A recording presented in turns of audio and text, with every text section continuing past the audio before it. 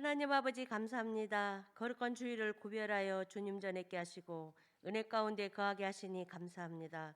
죄와 허물뿐이던 우리를 주님의 사랑으로 구원하셔서 귀한 말씀으로 영이 새롭게 하시니 더욱 감사합니다. 우리의 현실은 코로나19로 인하여 온 세계가 불신과 분리와 생명을 잃는 안타까운 가운데 처해 있습니다. 그 가운데서도 우리에게 새 소망을 허락하시고 주님께서 통치하시는 사계의 오묘함을 다시 깨닫게 하시니 감사합니다. 올 1년간 움츠리고 낮아졌던 우리의 신앙이 성령께서 역사하시어 영이 새로워지고 성령 충만함을 입을 수 있도록 은혜를 더해 주시길 기도합니다. 일본에서 선교하시는 안장균, 김정배 선교사님, 모리셔스의 최인규, 박정희 선교사님들을 붙들어 주시고 도와주시기를 간절히 간구합니다. 행복이 꽃피는 교회 김학주 목사님, 사랑의 향기교회 김성민 목사님 사역을 도우시고 그 기도를 응답해 주시기를 기도드리며 한국선교교육재단위원회와 총회 선교사 자녀사역위원회에도 주님의 돌보심이 주님의 은혜가 충만하기를 소원합니다. 병마로 고통 중에 있는 강영기 집사님을 일으켜 세우시고 원치 않는 병마로 힘들고 지친 성도들을 치유하여 주시고 강건함을 허락하여 주시옵소서. 이 시간 말씀 대언하실 목사님께 성령께서 함께하사 그 말씀이 우리의 영과 육을 깨우치게 부족함 없도록 은혜를 더해 주시옵소서. 우리 신구모 공동체의 모든 성도들이 강건하고 기쁘고 행복한 삶을 누리며 말씀으로 날마다 은혜 받으며 서로 사랑하며 내 이웃을 위해 기도하며 나누며 감사하며 살아갈 수 있도록 주님께서 도우시고 간섭하시며 또한 주님의 손길과 우리의 손길과 발걸음도 동행하여 주시기를 기도드립니다. 죄 가운데서 우리를 구원하시고 자녀 삼으신 예수님 이름으로 감사하며 기도드립니다. 아멘. 오늘 주신 하나님의 말씀은 신명기 11장 10절에서 12절 말씀입니다. 제가 하나님의 말씀을 봉독하겠습니다. 하나님의 말씀을 경청하십시오. 내가 들어가 차지하려 하는 땅은 내가 나온 애굽 땅과 같지 아니하니 거기에서는 너희가 파종한 후에 발로 물 대기를 채소밭에 댐과 같이 하였거니와 너희가 건너가서 차지할 땅은 산과 골짜기가 있어서 하늘에서 내리는 비를 흡수하는 땅이요 내 하나님 여호와께서 돌보아 주시는 땅이라. 연초부터 연말까지 내 하나님 여호와의 눈이 항상 그 위에 있느니라. 아멘. 지금은 코로나19로 발길이 끊겼지만 해마다 많은 교회들이 찾고 또 가기를 원하는 곳이 있습니다. 바로 이스라엘입니다. 성경의 땅 이스라엘을 방문하는 것은 많은 그리스도인들이 원하는 일 중에 하나입니다. 저도 아직 이스라엘에 가보지 못했는데요. 그래서 성경을 읽을 때면 성경 지도를 짚어가면서 또 그 나라의 문화와 기후를 알려주는 참고 도서를 보면서 부족한 부분을 채워가고 있습니다. 언젠가 이스라엘에 가기를 바라면서 말이죠. 이처럼 우리가 이스라엘 성지 순례를 바라는 것은 아마도 그곳에서 성경 속 인물들의 실제 삶의 자리를 상상해 보며 말씀을 더 깊이 이해하고 싶은 마음 때문일 것입니다. 성지 순례를 다녀온 사람이든 그렇지 못한 사람이든 간에 지금의 이스라엘, 성경의 땅 가나안은 언제나 우리의 관심 속에 있을 것입니다. 지난달 그 땅에 두신 이유라는 제목의 설교를 통해 왜 하필 하나님께서 이스라엘을 위해 선택하신 땅이 가나안이었을까를 함께 나누었습니다. 당시 가나안은 고대 문명의 발생지인 이집트와 메소포타미아 지역의 사이에 위치하며 두 지역을 육로로 연결하는 아주 좋은 위치에 있었습니다. 그것은 지리적 이점으로 인해 양쪽으로부터 많은 이익을 얻을 수 있다는 장점이 있는 동시에 상업적, 군사적 요지를 확보하려는 두 제국의 침략을 당할 수 있는 위험도 동시에 가지는 것이었습니다. 그리고 성경은 하나님께서 특별한 계획에 의해 그처럼 이스라엘을 이방인 가운데 두어 열강에 둘러싸게 하셨다고 말합니다. 하나님께서는 그 땅 주변에 있는 열강을 통해 이스라엘의 신앙을 훈련하셨습니다. 열강은 이스라엘의 신앙을 훈련하기 위한 도구로 사용되었습니다. 이스라엘이 하나님만 붙들고 순종한다면 그들을 둘러싼 제국들의 힘이 얼마나 강하든지 상관없이 그들은 안전할 것이라는 약속을 받았습니다. 오늘의 본문 역시 가나안 땅에 대한 것입니다. 신명기 11장 10절에서 11절을 보면 하나님은 이스라엘이 들어갈 땅을 그들이 나온 애굽과 비교하여 설명하십니다. 10절입니다. 내가 들어가 차지하려 하는 땅은 내가 나온 애굽 땅과 같지 아니하니. 가나안 땅은 애굽 땅과 무엇이 다를까요? 이스라엘은 만성적으로 물이 부족한 국가입니다. 우리나라도 물 부족 국가여서 하천을 상수도와 하수도로 나누어서 관리하는데요. 이스라엘은 물을 5급, 즉 5단계로 나누어 더 철저하게 관리합니다. 오늘 본문에서는 물에 대한 애굽과 이스라엘의 차이가 나타납니다. 10절은 거기에서는 너희가 파종한 후에 발로 물대기를 채소밭에 댐과 같이 하였거니와 라고 말합니다. 10절에서 말하는 거기는 애굽을 이야기합니다. 예전에는 씨를 뿌릴 때 강물을 끌어다가 물레방아로 발을 돌리며 밭에 물을 댔다고 합니다. 저와 같은 세대는 본 적이 없지만 아마 저희 부모님 세대에서는 익숙한 풍경이 아닐까 싶습니다. 10절에 파종한 후에 발로 물을 댄다는 것은 바로 인간의 노동력이 필요한 애굽 땅의 특성을 말해줍니다. 애굽에서는 나일강만 잘 다스리면 강물을 가지고 농사를 짓기 때문에 비를 별로 기대하지 않습니다. 나일강을 치수하는 바로가 신으로 추앙될 수 있었던 배경도 바로 여기에 있습니다. 하나님은 11절에서 10절의 애굽 땅과 다른 가나안 땅의 특징을 말씀하십니다. 너희가 건너가서 차지할 땅은 산과 골짜기가 있어서 하늘에서 내리는 비를 흡수하는 땅이요. 이 땅은 애굽과는 대조적으로 비를 가지고 사는 땅입니다. 표준 세번역으로 신명기 11장 10절에서 11절을 다시 읽어보면 그 의미를 좀 더 명확히 알 수 있습니다. 성경을 볼 때 다른 번역본과 같이 살펴보면 본문의 의미를 더 풍성히 알 수 있는 경우가 있습니다. 제가 읽겠습니다. 너희가 들어가 차지할 땅은 너희가 나온 이집트 땅과는 다르다. 이집트에서는 채소밭에 물을 줄 때처럼 씨를 뿌린 뒤에 발로 물을 댔지만 너희가 건너가서 차지할 땅에는 산과 골짜기가 많아서 하늘에서 내린 빗물로 밭에 물을 댄다. 가나안 땅의 지형을 생각해 보면 이 말씀을 잘 이해할 수 있습니다. 이스라엘의 유일한 강은 요단강입니다. 그런데 요단강은 동서산지 가운데 푹 꺼진 땅으로 산지에 사는 이스라엘 사람들이 강물을 끌어오기가 어렵습니다. 그리고 요단강 주변은 정글이어서 사자와 같은 맹수들이 살고 있기 때문에 접근할 수가 없습니다. 애굽이 나일 강물을 끌어다가 인간의 노동력으로 농사를 짓는 것과는 달리 가나안에서는 농사를 짓기 위해서는 하늘을 바라볼 수밖에 없습니다. 관계 기술로는 농사를 지을 수 없는 것이죠. 하늘에서 내리는 비를 흡수하는 땅이라고 할 때 흡수하다는 말은 히브리어로 마시다라는 뜻을 가지고 있습니다. 가나안은 하나님께서 하늘에서 주시는 물을 마셔야 살 수 있는 땅, 오직 하나님의 은혜로 사는 땅입니다.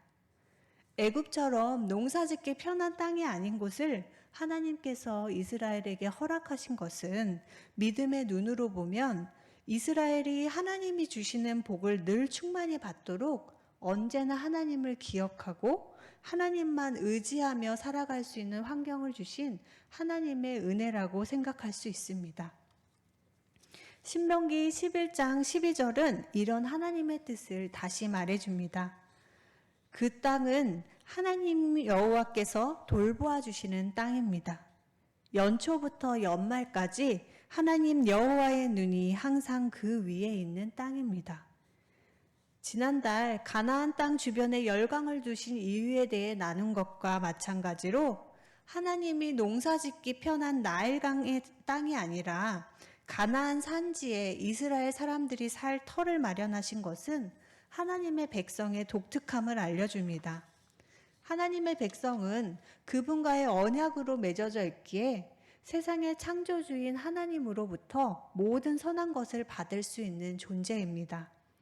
하나님은 우리가 하나님을 위해 무언가를 해야 인정하시는 분이 아닙니다. 그분은 자녀가 부모에게 순종하듯 우리가 하나님을 사랑하며 그분이 주시는 것으로 기쁨을 누리기를 원합니다. 하나님은 변치 않으시고 언제나 진실하시기 때문에 하나님과 우리의 언약 관계는 우리가 진실하다면 끊어지지 않는 것입니다. 이어지는 13절의 말씀은 이스라엘을 향하신 그리고 우리를 향하신 하나님의 마음을 그대로 담고 있습니다. 하나님께서 주시고 함께 하실 아름다운 땅은 이스라엘의 순종, 불순종 여부에 따라서 복이 되기도 하고 저주가 되기도 할 것임을 성경은 다시 알려줍니다. 13절에서 15절의 말씀입니다. 내가 오늘 너희에게 명하는 내 명령을 너희가 만일 청종하고 너희의 하나님 여호와를 사랑하여 마음을 다하고 뜻을 다하여 섬기면 여호와께서 너희의 땅에 이른 비, 늦은 비를 적당한 때에 내리시리니 너희가 곡식과 포도주와 기름을 얻을 것이요 또 가축을 위하여 들에 풀이 나게 하시리라. 내가 먹고 배부를 것이니라. 가나안 땅이 하늘에서 내리는 비를 흡수해야만 하는 땅이라는 것은 농사에 어려움이 되지 않습니다. 왜냐하면 하나님께서 연초부터 연말까지 친히 돌봐 주시겠다고 약속하셨기 때문입니다. 너희의 땅에 이른 비, 늦은 비를 적당한 때에 내려주시겠다고 말씀하십니다. 여기서 이른 비와 늦은 비는 가을비와 봄비를 말합니다. 이스라엘은 9월에 새해가 시작되기 때문에 가을에 오는 비가 이른 비가 되는 것입니다. 가나안 땅은 서쪽으로는 바다, 동쪽으로는 사막이 있어 지형적으로 바다와 사막의 영향을 많이 받습니다. 바람의 방향을 보면 비가 언제 오는지를 알 수 있는데 겨울에 바다가 있는 서쪽에서 습기를 머금은 바람이 불어오기 때문에 겨울에 주로 비가 내립니다. 봄이 끝나가는 4월 중후반부터는 사막이 있는 동쪽으로부터 먼지를 동반한 뜨거운 바람이 불어오기 때문에 여름에는 비가 한 방울도 내리지 않습니다. 여름에 주로 비가 오는 우리나라와는 반대입니다. 우기인 겨울에 비가 내리고 건기인 여름에는 비가 전혀 오지 않습니다. 이처럼 하나님이 주시는 물을 마시고 살아가는 땅에서 비는 정말 중요합니다. 그래서 하나님은 연초부터 연말까지 이른 비와 늦은 비를 적당한 때에 주시겠다고 말씀하십니다. 하나님은 우리의 필요도 우리의 염려도 모두 다 아시는 분이기 때문입니다. 이른 비가 내리는 가을은 파종기이기에 이때 비가 내리면 토양이 적셔져서 농사에 매우 도움이 됩니다. 그래서 건기가 끝나가는 여름, 이스라엘의 농부들은 가을에 이른 비가 내리기를 아주 간절히 기다리며 그 비를 내려주시는 하나님을 기억하게 됩니다. 이른 비가 파종과 관련이 있다면 봄에 내리는 늦은 비는 밀과 보리 같은 곡식과 그리고 과수가 완전히 여물어 수확하는 때이기 때문에 정말 중요합니다. 이때 비가 적당히 내려야 과실이 떨어지지 않고 잘 익고 곡식의 나달도 굵어지기 때문에 밀이나 보리를 수확하고 열매를 수확하는 이 기간은 농부들에게 굉장히 예민한 시기입니다. 이런 가나안 땅의 상황을 알고 말씀을 보면 그 의미가 더욱 실감이 나게 다가옵니다. 욥기 29장 23절은 그들이 비를 기다리듯 나를 기다렸으며 봄비를 맞이하듯 입을 벌렸느니라 말합니다. 야고보서 5장 7절은 그러므로 형제들아 주께서 강림하시기까지 길이 참으라. 보라 농부가 땅에서 나는 귀한 열매를 바라고 길이 참아 이른 비와 늦은 비를 기다리다니라고 말합니다. 하나님께서는 그분의 백성들이 하나님이 아닌 다른 것을 의지하지 않게 하시려고 발로 물을 대는 애굽이 아닌 하늘에서 내리는 비를 흡수하는 가나안 땅에 그들을 두셨습니다.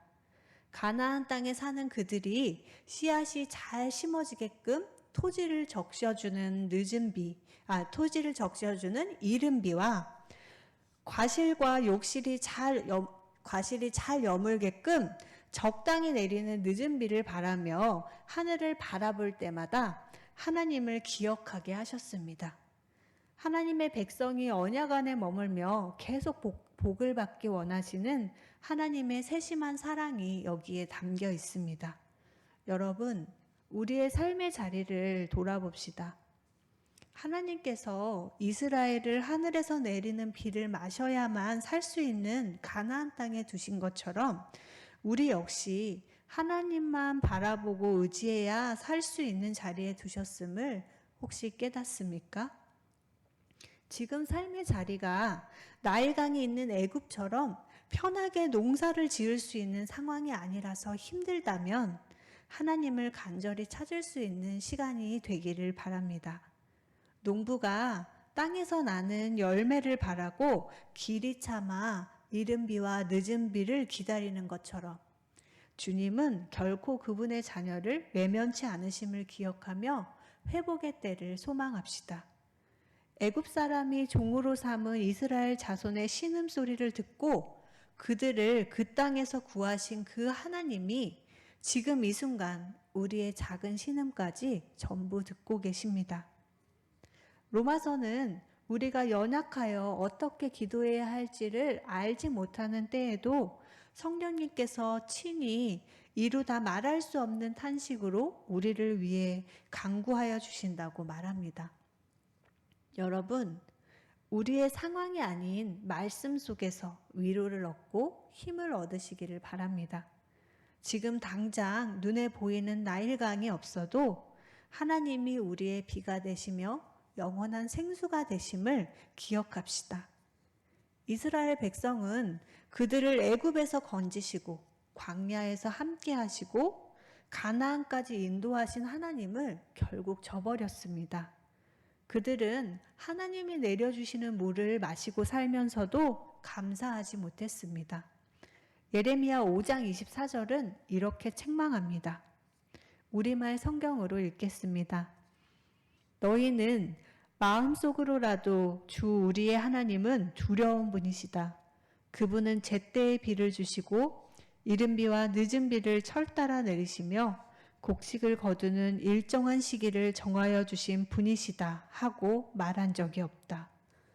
그 결과로 그들은 그들에게 약속된 복을 계속 누리지 못하였습니다. 예레미야 5장 25절입니다. 너희 허물이 이러한 일들을 물리쳤고 너희 죄가 너희로부터 좋은 것을 막았느니라. 여러분, 우리가 받은 것 중에 하나님으로부터 오지 않은 것은 없습니다. 우리가 받은 복은 우리가 마땅히 누려야 할 것이 아니라 하나님이 주신 하나님의 은혜입니다.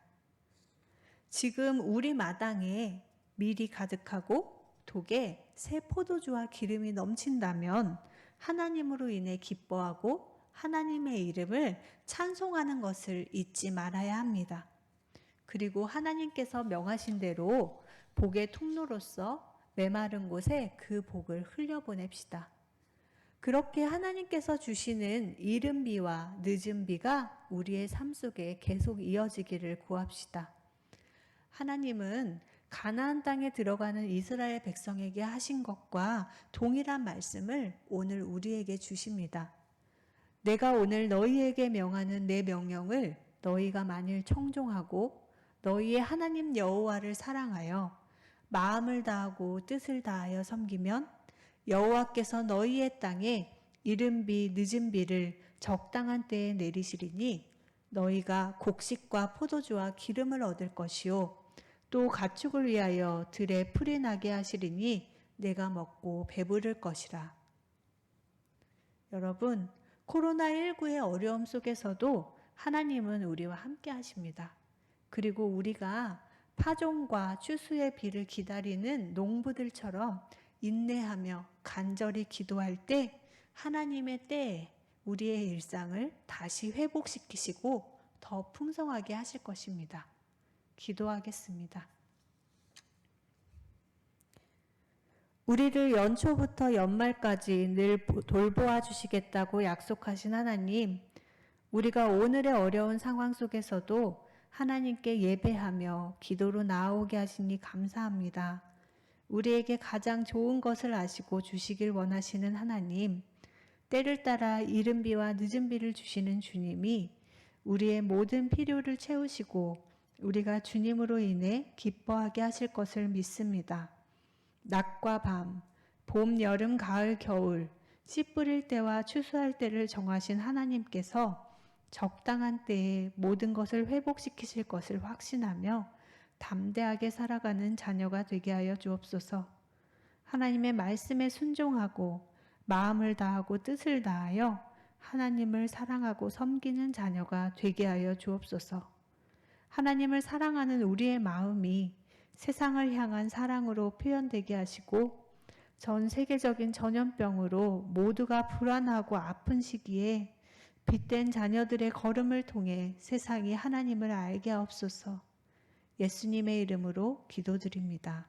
아멘.